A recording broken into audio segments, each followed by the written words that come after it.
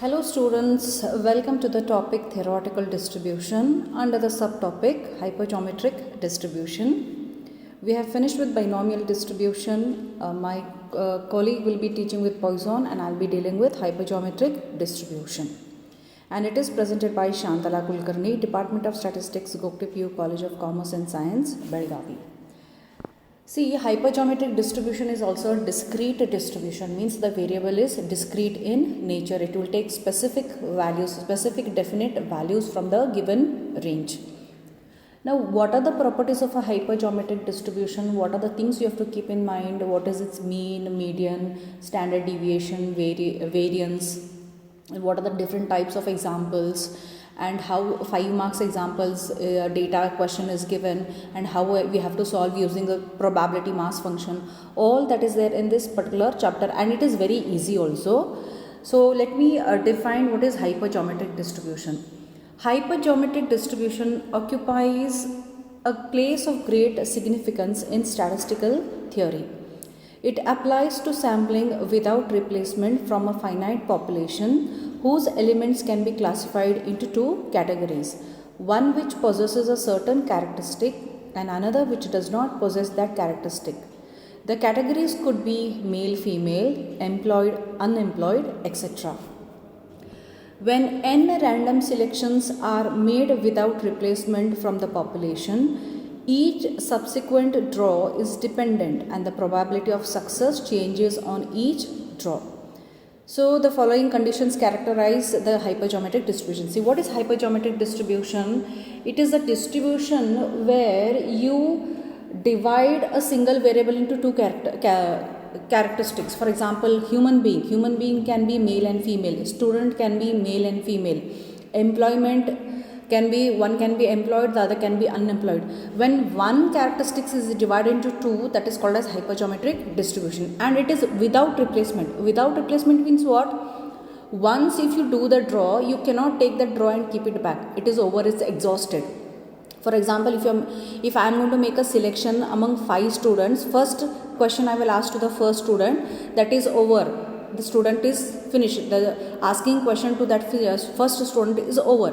Then only 4 are remaining. So second, that is without replacement. With replacement means I will, suppose if I am going to ask a question to first student, again I will be asking question to the same student. So if I am repeating, then it is with replacement. I am not going to ask and give chance to the next one, that is known as without replacement.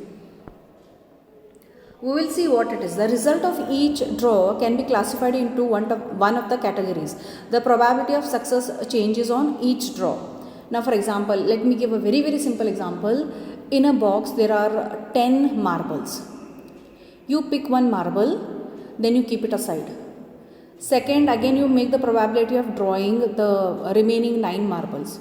So when you are picking, every time you are not keeping the marbles again in the box. This is known as without replacement.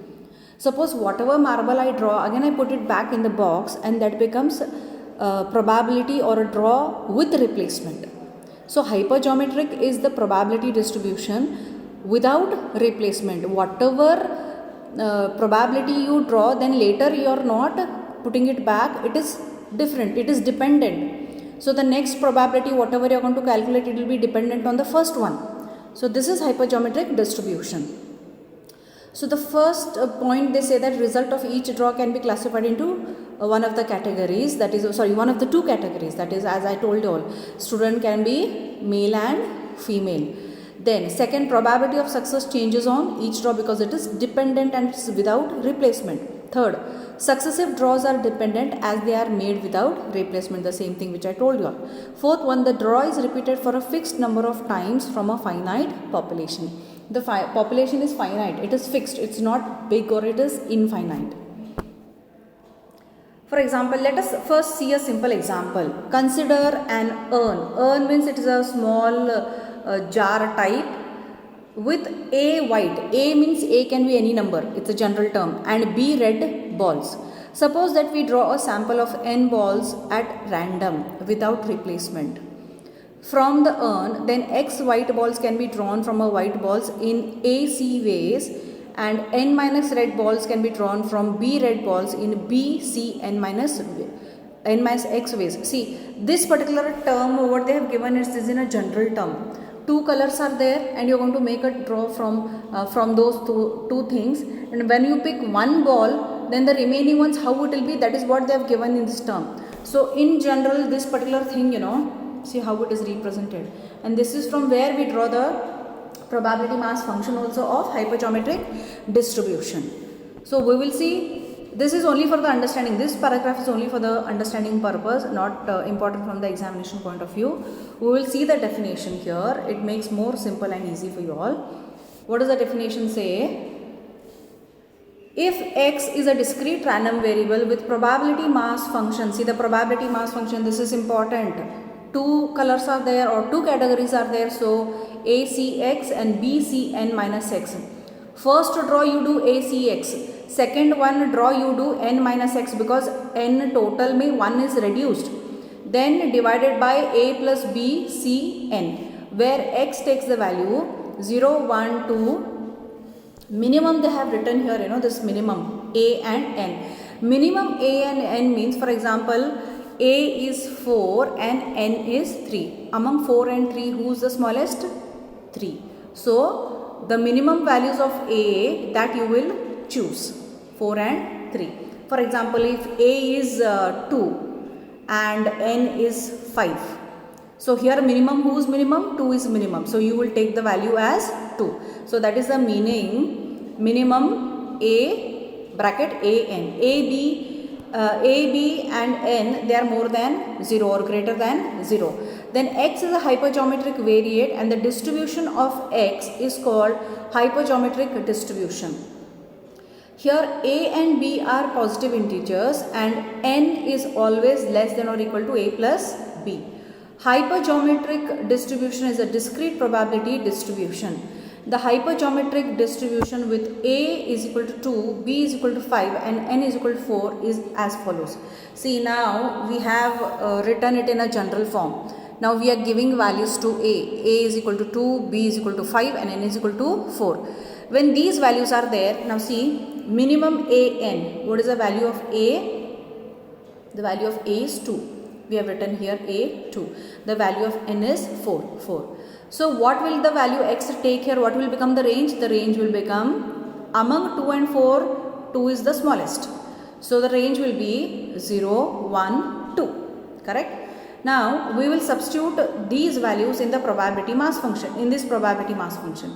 Here we will substitute the probability mass function. See, they have given the value of a, b and x. We got the value of x and n value also is given. So we will substitute in this formula, in this table. You please observe. And these become the binomial coefficients. These become the binomial coefficients. In the table, if it's available, you find these values and then you write down. This is how it is done. To make things more simpler, it is given in this particular fashion to you all. And then sum of all probabilities is always equal to 1. Any distribution, when you total the probability, it is always equal to 1. Always remember, when you are going to calculate examples on theoretical distribution, the answer should be always between 0 and 1. If it is more than 1, you have gone wrong somewhere in the calculation. So then what does the note say? A hypergeometric distribution with parameters a, b and n is denoted by capital H. Capital H, x, which for semicolon a, comma b, comma n, or h, a, b, n. So this is the definition of hypergeometric distribution, and we are going to use this probability mass function to solve the examples on hypergeometric distribution. Next we will see the features, the important features of hypergeometric distribution. First one, what are the parameters? A, b and n are the three parameters of the hypergeometric distribution. Okay. Then second one, range of hypergeometric distribution is x is equal to 0, 1, 2, so on, dot, minimum bracket a, comma n, means which is the smallest among the both, that will be the range. Then we write the probability mass function P of x is equal to ACX into BCN minus x divided by a plus BCN, where x takes the value 0, 1, 2, so on till minimum value a comma n, and a, b, n are always more than 0. For a hypergeometric distribution, next one, for a hypergeometric distribution, how the mean is represented? Na divided by a plus b. Students, if you all pay attention, every distribution has got the features, and every feature you have mean, variance, standard deviation, parameters, range. Then what are the again important something specific is there, how it tends to changes itself from one distribution to the other distribution. These are the features which you have to keep in your mind. We will see what the variance is given. See how the variance is written here.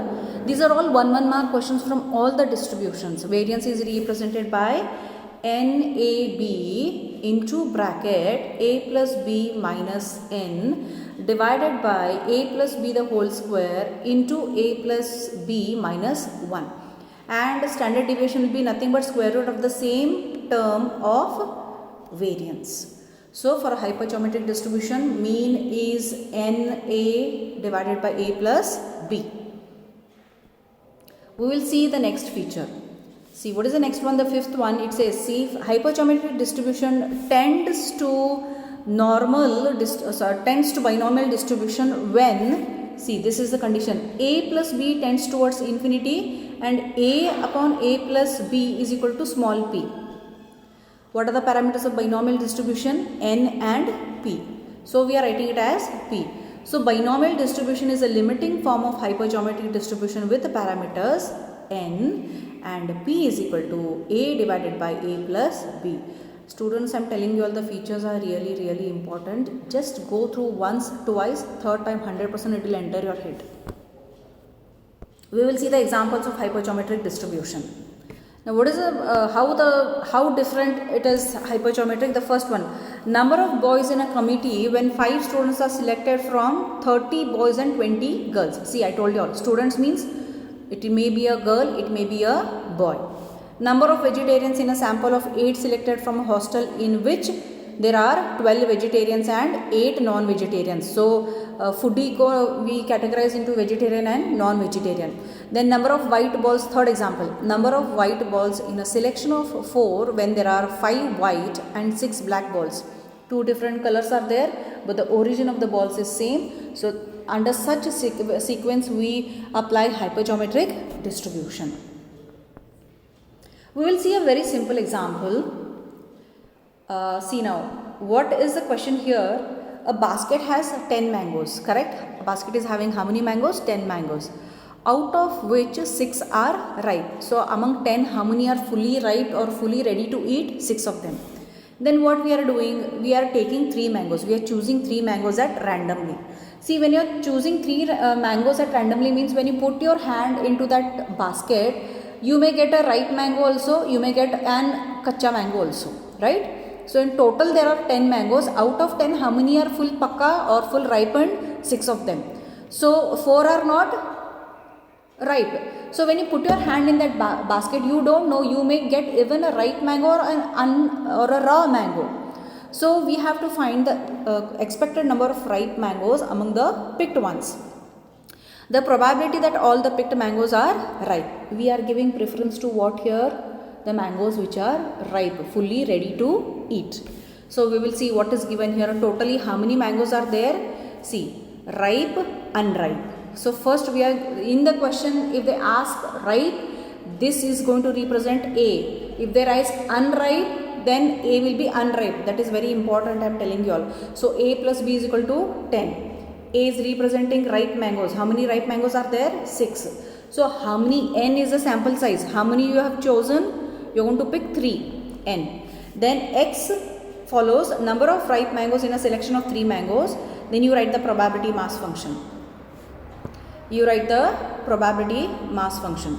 The probability mass functions here, P of x is equal to ACX into BCN minus x divided by A plus BCN, where x follows 0, 1, 2, where minimum of that. In this probability mass function, I am going to substitute the value. What is A? 6. A plus B is 10. B is what? 4. And N is 3. Now you substitute the value here 6 and 3. So the range is going to be, the minimum between 6 and 3 is 3. So the range is 0, 1, 2, 3.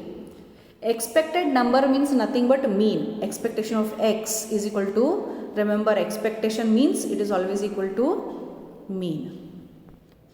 So you have to write the formula of mean of the hypergeometric distribution, NA divided by A plus B. Substitute the value. N is 3, then A is 6, A plus B is 10. Calculate, you get the answer 1.8. Next probability what they have asked, when you pick, all the mangoes should be ripe. When you pick, all the mangoes should be ripe. What is the sample size here? Total P is equal to 3. So wherever x is there, now you want to put the value as 3. 6C3 into 4C3 minus 3 divided by 10C3. Now see, let us see the simplification how it is done. 6C3, it's very easy to calculate. If you find it difficult, straight away go to the binomial coefficient, find the value. Or see, they have shown it here also. 6C3 means you're going to take 3 factorials, that is 6, 6, 5, 4. 10C3 means 3 to 1. They have skipped one step, and here also they have written as 3 to 1. See, this is 6, 3, it's written here. This is what it is. Into division ulta, it becomes reciprocal. So 3, 2 into 1 divided by 10C3. Then when you simplify, you get 1 upon 6. Simple. Now let me show you all to you all understand till all it will not enter your head. 6C3 means 6C3. 6 into 5 into 4 divided by 3 into 2 into 1. The whole thing divided by 10C3. 10 into 9 into 8. This whole thing divided by 3 into 2 into 1. Now, this is also in the denominator. This is also in the denominator. All get cancels. So, 6 into 5 into 4 divided by 10 into 9 into 8. 5 ones are 2s are, 4 ones are 4 2s are, 2 ones are 3s are, then 3 ones are 3 3s are. So all in the numerator 1 is remaining, and then denominator it is 6. So it is 1 upon 6 is the answer you have got. You have to practice and find the solutions, not just sit and see. So this is an example, simple example on finding mean. Expected number means it is mean you have to find, and then the second one is probability that all the picked mangoes are ripe. Let us see one more example. A shipment of 100 spark plugs has 10% defective. The shipment is expected if in a sample of 4 there is at most 1 defective. Find the probability of accepting the shipment. I repeat the question once more. A shipment of 100 spark plugs has a 10% defective. How many? 10% defective. How many are good then? 90% are good. You should analyze the examples in such a way. 10% defect they have given means defective, undefective. The shipment is accepted if in a sample of 4 there is at most 1 defective. Find the probability of accepting the shipment. Now in this probability they are giving importance to what? Defective. They are giving importance to what? Defective. Total how many spark plugs are there? A plus B is equal to 100. Defective 10% means 10, and B value is 90. See, B value 100 is, in this you substitute A plus 10, 100 minus 10 is equal to 90. How many samples we have taken? 4. So, N is equal to 4. We are going to find number of defectives in a sample of 4 spark plugs. First step is to write the probability mass function. After writing the probability mass function, the minimum value here, see in this particular example, A is 10, B is 90, 4 minus X. 100, then A plus B is 100 C4, where minimum A is 10 and 4. Among the both, 4 is the smallest value. So you are going to take the range from 0, 1, 2, 3, 4. Accepting the shipment. Accepting the shipment means what they have given here. If there is at most 1. At most 1 means maximum value it will take 1. No, not more than that. So all the values within 1 you have to calculate. Less than 1 you have to calculate. At most means we write it in this fashion. probability x is less than or equal to 1. At least means x is more than or equal to 1. Remember, this is at most and this is at least. So at least means what values it is? At least means less than or equal to 1 means 0 and 1. So in the probability mass function, where all there is x, in first term you will be putting 0, then plus where all there is x you will be putting here 1. We will see the calculations in a much simpler way. 10C0 becomes 1. 90C4 means you are going to write 90 factorials, 90, 89, 88, 87. Then divided by 4C1. See how they have done. Yeah, this whole term. 4 into 3 into 2. This whole term is here. Here. And this term is this one. So 10C1, same thing. Pay attention, do the calculation, simplify, you will get the answer. There is no need for you all to confuse. Then 10C0 becomes 1. This is becoming 1. This is the expansion here. 90C4 we are writing the factors here. Then 4C4 we are 90 is 4 factor and here 4 factors we are writing. Then reciprocal of this is written here. Similarly 10C1 is 10. Then 90C4 minus 1 3 factors. 90, 89, 88. Then those 3 factors you are writing in the denominator. 100C4, same thing, reciprocal we have taken directly, 4 goes up, 100 comes down. So 4 into 3 into 2 into 1 and then 4 factors of 100, 100, 99, 98, 97. When you simplify this all completely and it is put up in the decimal form, the first term you get it as 0.6516 and plus 0.2996, which is approximately, or the perfect value I would say 0.9512, which is very very close to 1, means drawing the probability of this event is more positive. That is the meaning of that. So this is how you solve the hypergeometric distribution. It is easy, indeed it is easy. Calculation part and all you have to practice. See, unless and until you don't practice, we never become perfect. We are never perfect at one go. You need little revision. You have to repeat the things. Then only slowly and steadily you understand. That is what you have to keep. Just seeing the class one time online, you will not understand it. It's very true. You have to go through it again and again. Then only things will become easy for you all. That you have to keep in your mind.